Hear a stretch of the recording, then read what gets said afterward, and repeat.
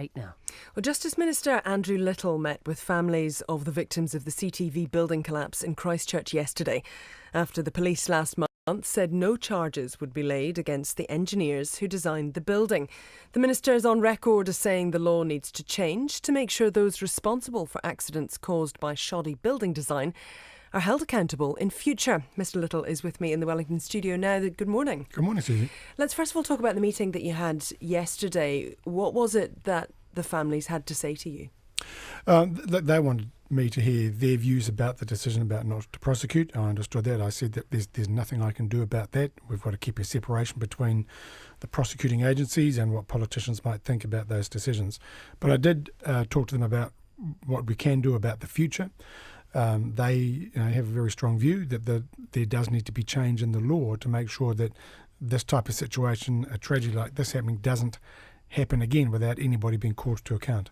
Is that an indication that you feel that natural justice hasn't been done in the CTV case? I just instinctively think that it's wrong when building collapses, kills 115 people. We now know through other inquiries that there was a level of negligence involved in the design of the building and perhaps in the inspection following the September 2010 earthquake, and yet no one is called to account. The police did a very thorough investigation and unfortunately concluded that there was no prosecution justified. That is instinctively wrong, and to the extent that there are gaps in the law, and I know that the police and the Crown Law Office referred to the 1 year and 1 day rule. Other jurisdictions have repealed that, so we should have a look at that. But I think there is also scope to look at a broader corporate manslaughter law. When you've got organisations that do something that result in deaths like this as a result of negligence, we've got to have a means or a mechanism that we can call people to account who do things wrong. So you're looking at bringing in some kind of law. Is this something you're going to look at from abroad, where there are exactly that? There are corporate manslaughter laws available and essentially trying to model something around that? I've asked justice officials to look at what gaps in the law there might be that has led to this particular outcome, but I've asked specifically for them to look at corporate manslaughter laws. I know that a few years ago as an opposition backbencher MP, I looked at them myself. I know that Canada has, I think, a reasonably workable corporate manslaughter law that focuses not just on the legal entity, the corporate, but actually on the directors of those corporates. If directors know that there's been a failure in the system or a failure in decision making, then they've got to step up and take some liability as well. Okay, so how quickly could you go about closing some of these loopholes? I'll wait till I hear from officials. It'll be early next year before I get a preliminary report about what might be possible. That'll require some further investigation and consultation, but I would have thought partway through next year we'll be able to look at some changes that would make a difference if the situation that happened with the CTV building happened again. Will you also have some sort of dialogue with the police, with Crown Law, as to why the situation with the CTV building wasn't able to be prosecuted, and so those specific parts will be incorporated into this new law, if that is something that's available to happen next year?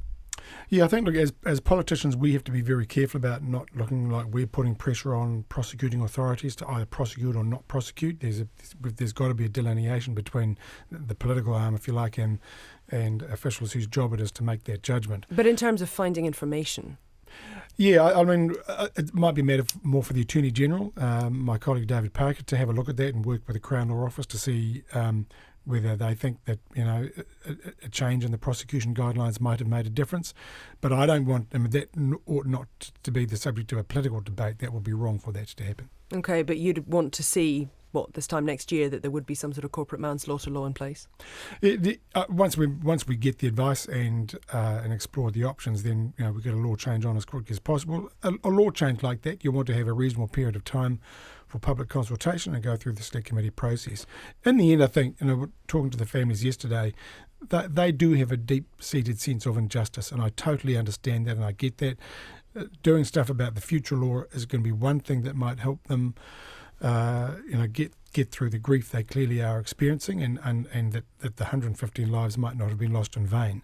There is still a question they have, which is how do they get justice for these circumstances? I didn't have an answer to that question to them yesterday, but I said I would go away and give that some further thought. Okay, that was actually how I wanted to end the interview. How exactly how does that change? How does that injustice be righted? That's a really tricky question, and as I said, I couldn't answer that to them yesterday. I said I would go away and have a think about it and talk to officials about it. But I can't guarantee that I can do anything that is going to help them with their particular circumstances other than looking to the future to prevent it happening again. Thank you very much for your time. Thank Andrew you. Little there, the Justice Minister, and Merry Christmas. Thank you. 21 minutes past 8. The hotter than usual December weather has seen swimmers flocking to beaches up and down New Zealand, and that's meant